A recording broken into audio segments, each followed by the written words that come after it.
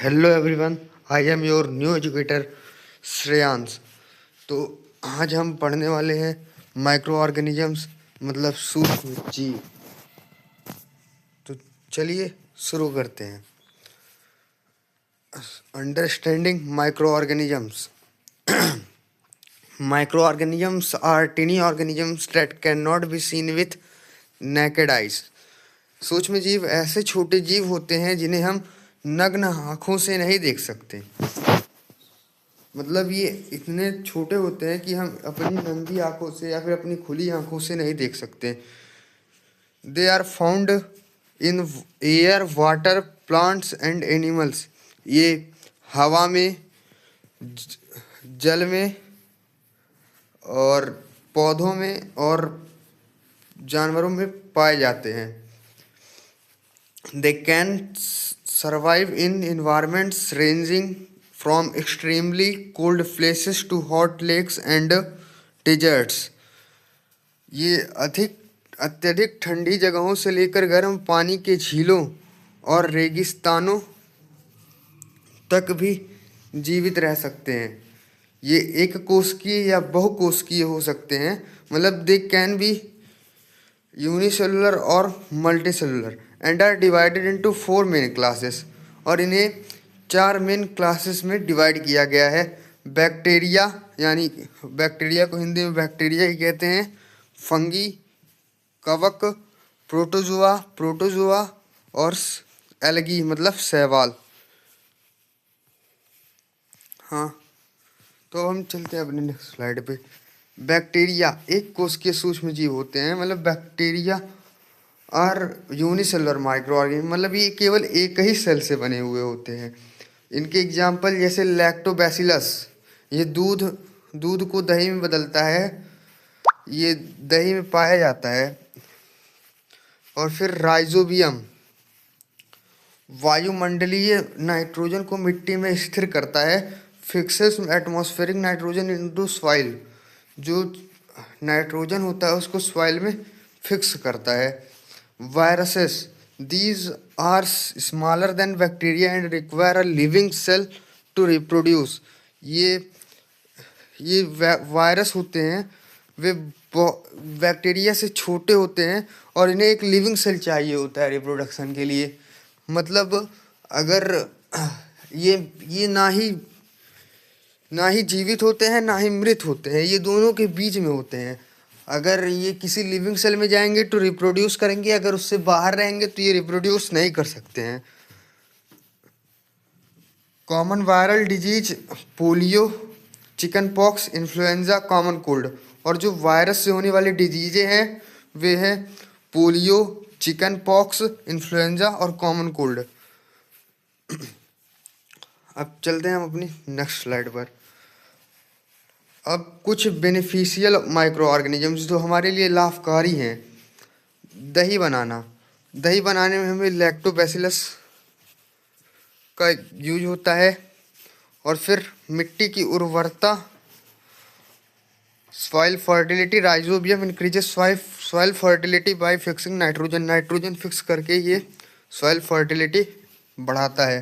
Decomposition and nutrient recycling, bacteria and fungi enrich the soil by decomposing dead organisms. मतलब dead organisms जैसे मान लीजिए कोई जीव मर जाते हैं या फिर कोई पत्ते उत्ते सड़ जाते हैं तो उनको डिकम्पोज करके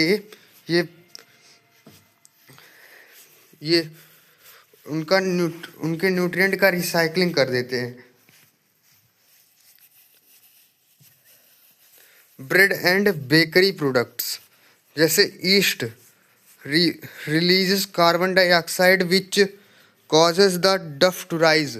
अब हम ईस्ट जैसे जो हम कार्बन डाइऑक्साइड छोड़ता है, आटा फूल जाता है। मतलब जैसे हम उसमें डालते हैं, हमको जब केक बनाना होता है तो उसमें हम ईस्ट डालते हैं, तो जिससे वो कार्बन डाइऑक्साइड को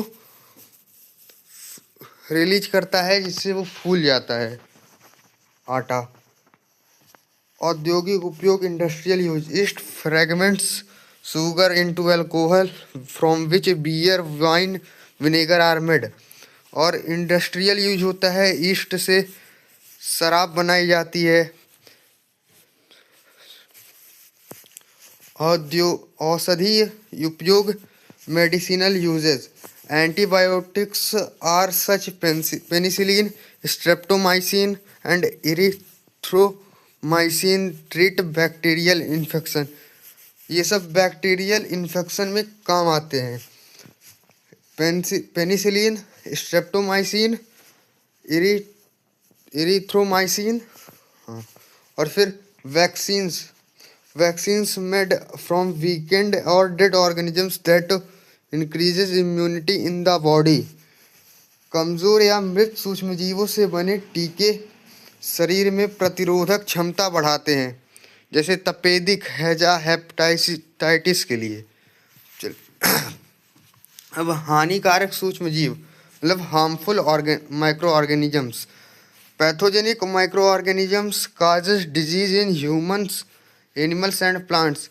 जो ऑर्गेनिजम्स हमारे शरीर में डिजीज काज करते हैं उन्हें हम पैथोजेंस बोलते हैं। तो ये पैथोजेंस जो होते हैं वो ह्यूमंस में, एनिमल्स में, प्लांट में डिजीज काज करते हैं। They are spread through air, water, food और डायरेक्ट कांटेक्ट। ये एयर से फैलते हैं, वाटर से फैलते हैं, फूड से फैलते हैं और डायरेक्ट कांटेक्ट से भी फैल जाते हैं।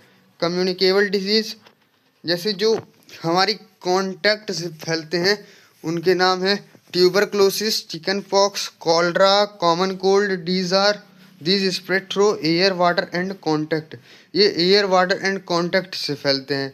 डिजीज वेक्टर्स, रोगवाहक, flies and mosquitoes spread the infection. जो मक्खियाँ और मच्छर हैं वो संक्रमण फैलाते हैं, इसलिए इन्हें डिजीज वेक्टर से बोलते हैं, रोगवाहक। अब एनोफिलीज मच्छर मलेरिया फैलाता है। अब मलेरिया फैलाने वाला मच्छर जो होता है वो फीमेल एनोफिलीज मच्छर होता है। एडीज डेंगू फैलाता है। ये सब रोगवाहक हैं। अब माइक्रोबियल डिजीज इन एनिमल्स में कौन कौन से डिजीज होते हैं? फूट एंड माउथ डिजीज, ये वायरस बॉर्न होते हैं, मतलब ये वायरस से होते हैं। और फिर एंथ्रेक्स बैक्टीरियल डिजीज, ये बैक्टीरिया से होते हैं। माइक्रोबल डिजीज इन प्लांट्स, अब प्लांट में कौन कौन से डिजीज होते हैं? साइट्रस कैंकर जो कि बैक्टीरियल होता है, बैक्टीरिया से होता है। Rust disease fungal in wheat, ये फंगी से होता है और व्हीट में होता है। साइट्रस कैंकर भिंडी में होता है, लेडी फिंगर में। Yellow Mosaic disease in lady finger, ये भी लेडी फिंगर में होता है, वायरस से होता है। खाद्य संरक्षण, फूड प्रिजर्वेशन, सूक्ष्म जीवों की वृद्धि रोकने के लिए सामान्य संरक्षण विधियां निम्नलिखित हैं।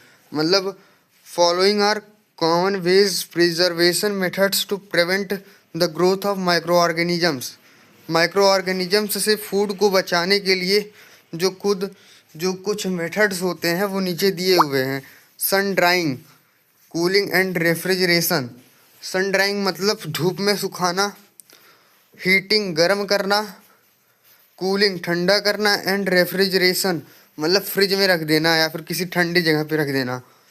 Adding salt, sugar, mustard oil और विनेगर, या फिर उसमें साल्ट डाल देना, शुगर डाल देना, मस्टर्ड सरसों का तेल डाल देना और विनेगर डाल देना। जैसे हम घर में अचार उचार बनता है तो उसमें सरसों का तेल डाला जाता है जिससे वे सुरक्षित रहे, संरक्षित रहे। Use of chemical preservative such as sodium benzoate. Sodium benzoate एक केमिकल प्रिजर्वेटिव होता है जिसका यूज फूड को प्रिजर्व करने में किया जाता है। Pasteurization, heating milk to 70 degree CS for 10 to 15 to 30 seconds and then cooling to kill bacteria। Pasteurisation मतलब हीटिंग मिल्क टू पहले मिल्क को 70 डिग्री सेल्सियस तक गर्म किया जाता है 15 से 30 सेकंड तक, and then cooling it to kill. फिर उसको अचानक से एकदम कूल कर दिया जाता है, जिससे वहाँ उसमें जो बैक्टीरिया पाए जाते हैं वे मर जाते हैं। Keeping food in air tight containers food को एयर टाइट कंटेनर्स में रखा जाता है। और फिर nitrogen fixation and cycle, nitrogen स्थिरीकरण एंड चक्र। Although the atmosphere contains 78% nitrogen, हमारा जो पर्यावरण है उसमें वायुमंडल में 78% नाइट्रोजन होती है। It is not usable in its natural form, ये अपने प्राकृतिक रूप में उपयोग में नहीं लाया जा सकता। Rhizobium and blue green algae converts nitrogen into usable form. Rhizobium और ब्लू ग्रीन एल्गी जो होते हैं इसको इसके यूजेबल फॉर्म में कन्वर्ट करते हैं। Lightning also helps in nitrogen fixation, बिजली जब कड़कती है तो भी वो नाइट्रोजन फिक्सेशन में हेल्प करती है। Steps involve in nitrogen cycle, nitrogen cycle में कौन कौन से स्टेप्स इन्वॉल्व हैं। Nitrogen fixation by bacteria and algae, bacteria और एल्गी द्वारा नाइट्रोजन का स्थिरीकरण। जैसे राइजोबियम बैक्टीरिया और ब्लू ग्रीन एल्गी होते हैं, वे नाइट्रोजन को एटमॉस्फेयर से ले लेते हैं। It absorbs bye growth and by plants, तो फिर जब वो ले लेते हैं उसको मिट्टी में छोड़ देते हैं, और फिर वे जो नाइट्रोजन होता है वो अपने रूट्स के द्वारा प्लांट में चला जाता है। It transfers to the food chain, फिर ये फूड चेन में जाता है, मतलब अब ये नाइट्रोजन प्लांट में चला गया, प्लांट को एनिमल्स खाएंगे तो उनको नाइट्रोजन मिलेगा, फिर वो जब एक्सक्रेशन करेंगे जब, तो फिर उससे फिर नाइट्रोजनस सब्सटेंस होता है। Return of nitrogen into the soil by decomposing of dead organisms, फिर जब वो मर जाते हैं, मान लीजिए कोई प्लांट नाइट्रोजन रिच था, उसने उसे किसी एनिमल ने खाया और फिर वो मर गया, तो उससे जब वो मर गया तो फिर उसको जब डिकम्पोज किया जाएगा, फिर वो नाइट्रोजन फिर उसी मिट्टी में आ जाएगा, जिससे फिर उसको प्लांट यूज कर सकेंगे। डिकम्पोज है denitrification, the conversion of compound back into atmospheric nitrogen thereby maintaining balance. Denitrification, यौगिकों को फिर से वायुमंडलीय नाइट्रोजन में बदलना, जिससे संतुलन बना रहता है। Thank you.